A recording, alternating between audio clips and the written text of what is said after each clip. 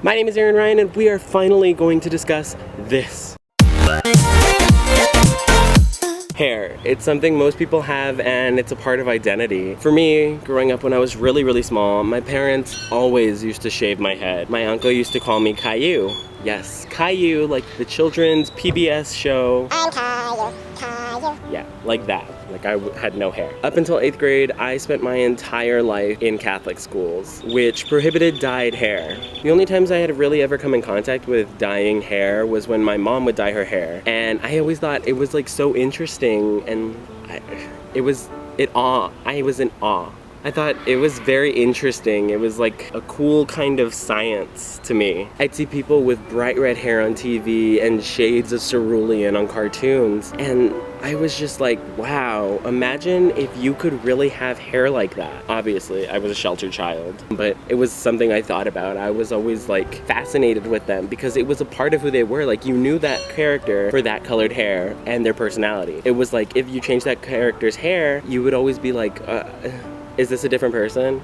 One summer, my Thea asked my mom if my sister could potentially get highlights in her hair of the red variety. I was in awe, so much so that they allowed me to get it done too. So they put me in that little bleach cap and they pulled up my hair and then they bleached it. I think the first hair color I ever did, and no, I don't mean those cheap hairsprays that you buy for like Halloween for like $5. Hair color I ever had was like frosted tips, although since I have wavy hair, I could never like spike my hair. So it was like frosted tips that laid flat. So I kind of looked like some weird kind of animal skin. By this time, they obviously let my hair grow out longer than Caillou. After it was done, my hair was really damaged, but I loved it. I was in love. It felt like I was a new person, or at least a new version of me. Later, when we got home, my Thea added blue to the frosted tip, and that was even more of an experience for me. Another time a few years later, more or less towards the end of my private school time, I did the same thing but with red in my hair. Unfortunately, I did it more towards the beginning of a school year, so I had to go to the beginning of school with that hair. Lo and behold, to be told that I needed to have no dyed hair at all and it needed to be back to brown by Monday.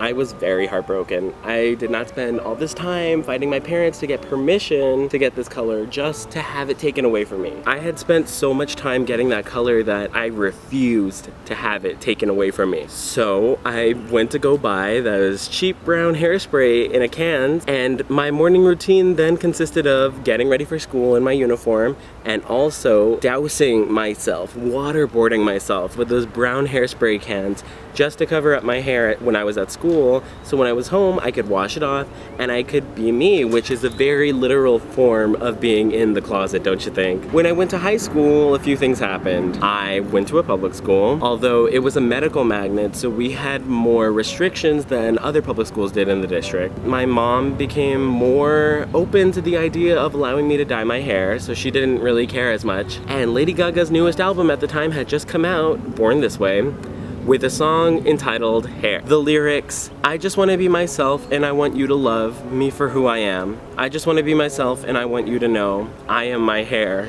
I've had enough. This is my prayer, that I'll die living just as free as my hair. These were more than just words to me. This was like a prayer to me. A prayer to myself and a promise. A promise to always be who I am. So yes, even though my hair is relatively short to other guys and girls that dye their hair, it is a part of who I am. Throughout my high school career, I dyed my hair 50 shades of really bright red, normal red, black, navy blue, half red and half black, burgundy, attempted to go light brown, but somehow it ended up some weird shade of orange and pink, unintentionally violet, plum, and lavender. Most recently, I did pastel pink, fluorescent pink, purple and magenta, ombre, and purple. And now it's faded, so now it's back to what it was before. To me, hair is more than just simply hair. To me, hair is more than just hair. It's an expression of what I'm going through. Not even just that, it's an art. It's a form of existence. Most of the time, I don't know what I'm going to do with it next, but I conflict myself with trivial contemplations with no resolve. I let my inner child decide what it's feeling,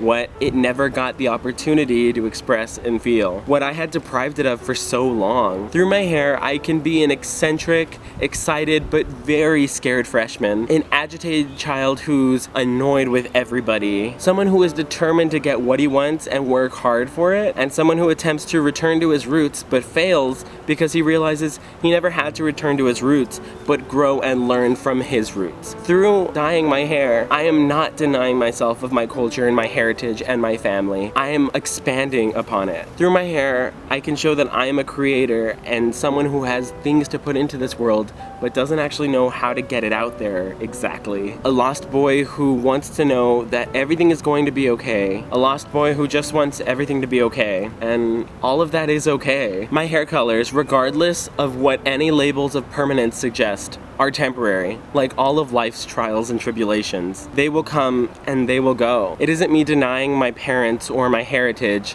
It's me honoring them and growing with them in a new way. I want to always be able to move on and continue on stronger than I ever have before. Me and my hair always get through these troubles. So regardless of having a strong black or a beyond feminine pink, my hair is my strength. And it seems superficial, I know, but it's me. Restricting me and depriving me of my hair and my colors, it's denying me of me. I am my hair. I've had enough. This is my prayer, that I will die living just as free as my hair. Oh my God, this is making me tear up.